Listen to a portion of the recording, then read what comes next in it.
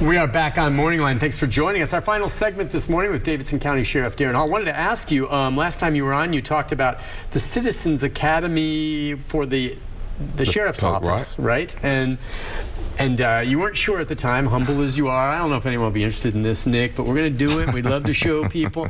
And as I predicted, I mean, you had more applicants than spaces, and you'll try to accommodate everyone over time, but, you know, you've got a full class starting here, right? Yeah, you know, and the woman who runs this, Deshae Hearn, is fantastic. She does a really good job, has a passion for this. She's been to every one of these you can go to and has learned from each one of them. And we did a trial run before COVID, had a great experience, and I was just, but I guess, you know, like I said, I've done this all my life. It doesn't mean much, and I'm talking about the intrigue of going behind the walls and doing things and whatever. I do it, and so I don't really think much about it. And I just don't know that I fully understood or appreciate that the public would be interested, you know, not only in the sensational part of it, but just to understand what we do. And so she's told me several times, well, you know, I think we'll have plenty. And so I think, but here's what she would tell, she'd be mad at me right now. She wants it to be a cross section of everything, right? I mean, the Nashville community, the diversity in it, and I don't mean race and gender necessarily at all. I'm talking about different opinions.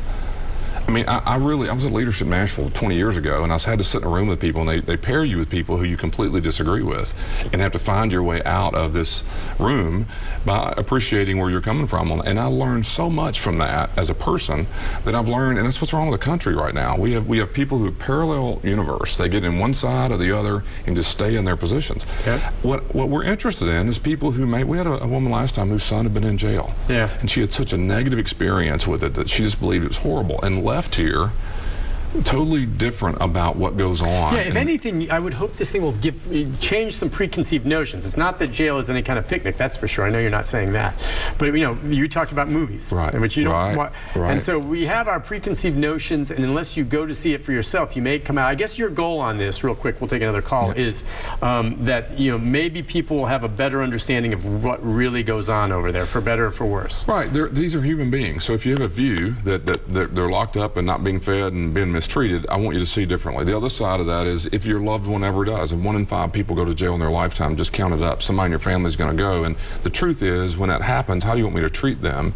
And that's important. The other thing is, I want you to appreciate the jobs that these people do. It's incredibly difficult work, and I hope you'd walk away with a little different. The movies do a terrible job of that. It's some tattooed, 7-foot-tall, one-tooth person out here throwing bodies around.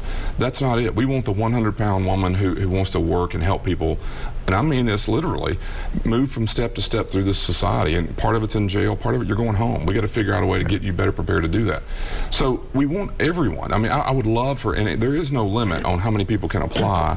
We have limited seats, but we will do more classes. And I promise you, the woman who's running this will make me do one every week if we have to. Yeah, so please go online, apply. I think there's been all sorts of responses, but she's very creative and wanting to make sure we blend the classes with people that are school teachers and people may have been in custody. Who cares? Yeah. And everything in between, including media people who think they know how to get in and out of jails. That's me. I'll sign up for this, but you probably don't want that. I'm just gonna say. But you'll never get out. That's the problem. We have a policy. All right. Let's our next caller, Vicky. Good morning. Hi, Vicky. Hello, Vicky. Hello. Go ahead. I want to say this. Y'all had that rig, Daron. I'm calling Daron. Y'all had all that rig about Delky. And number 2, y'all know this was going to go down like that. And if it was a black police officer, y'all locked him up right then and there and throw away the key. And I don't appreciate that at all. Not at all. Okay. But y'all got to realize y'all have a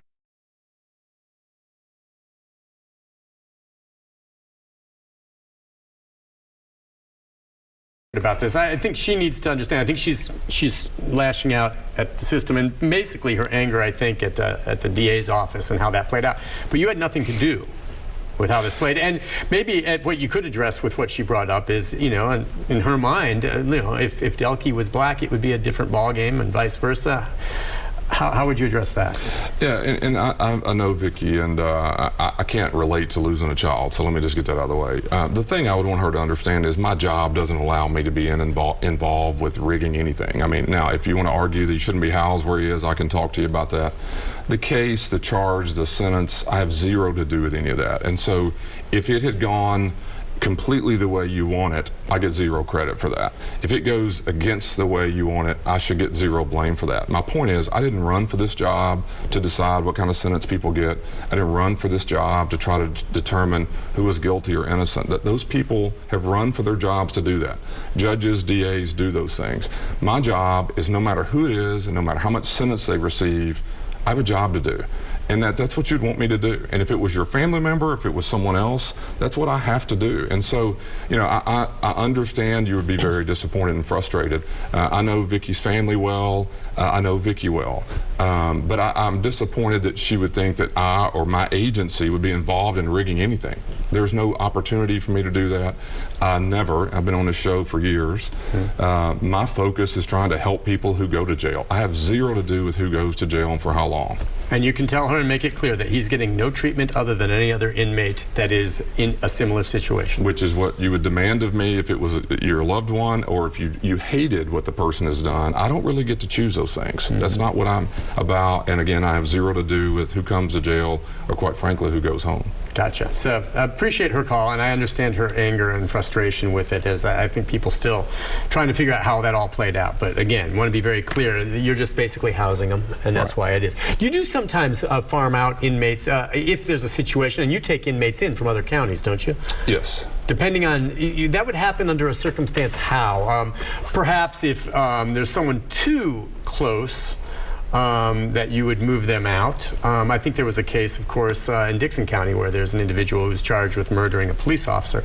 They didn't want to incarcerate that individual, where the jailers and correctional officers knew the victim, so they sent them somewhere else for their own safety to a degree, maybe. So yeah, there's a couple. There's a law that's called safekeeping order. You can go to a court, and that's primarily all medical. Jails don't have, let's just make it up, a quadriplegic person doing sentences. That happens. You have people who medically can't handle.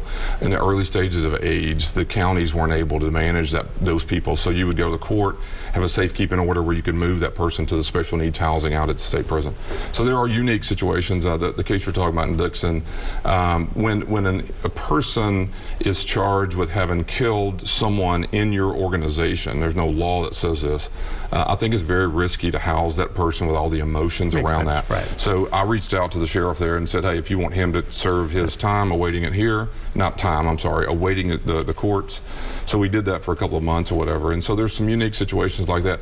There's some other counties that don't have a lot of beds for women, for example. We have a lot. So sometimes we would take on people from other counties to help them because they just don't have the beds. What's your capacity right now? You're not full, are you? No. Nowhere close to that. You have the space? We're half full. And that's the way you'd like it, right? Right.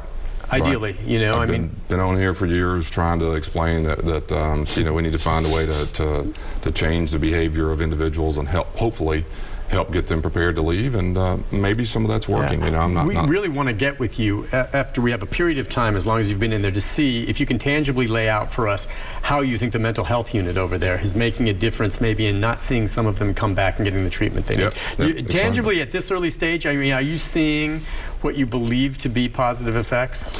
I do. I mean, yes. I mean, the numbers are startling, but I'm going to be careful. Okay. I mean, it's early, and I don't want. I really want to do something with you when the time comes. Right. I mean, today the number of people who are returning to jail is 7%, and so it's 70+% on the other side. So that won't stay that low. But if we can cut it in half. When you say 7% returning from the mental health unit, who have been rearrested after going through mental health. And what's the 70%? People who are in jail who don't go to mental health, who come back. It's recidivist. That's a terrible word, but that's the wording that you would use. That's over how much time? Yeah, we started in October, so we're not quite a year. Yeah. But understand the population we're talking about are the people who oftentimes get rearrested on a regular basis. Right. So we see some improvements. We see good things.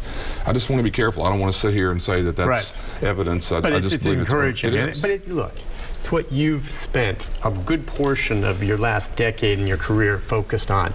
You're not wrong, Sheriff. Well, I don't know. I mean, we'll see. I just because that's the trend nationwide. People are coming around to that, and what that does is not only help these people, it saves taxpayers. That's you don't right. have to pay to lock people up for so long. I mean, it's going to work. I mean, Right. that's amazing. Right. Well, I'm hopeful. Check back on that. Well, listen, thank you for coming on today. Appreciate you. Thank As you very always, much. a pleasure. Great conversation. Sorry we didn't get as many calls. You had to talk to me more, but that's the Chiron number up there. I apologize for that. We'll see you again soon. All right. Sounds great. Take a break. Programming note after this. Stay with us.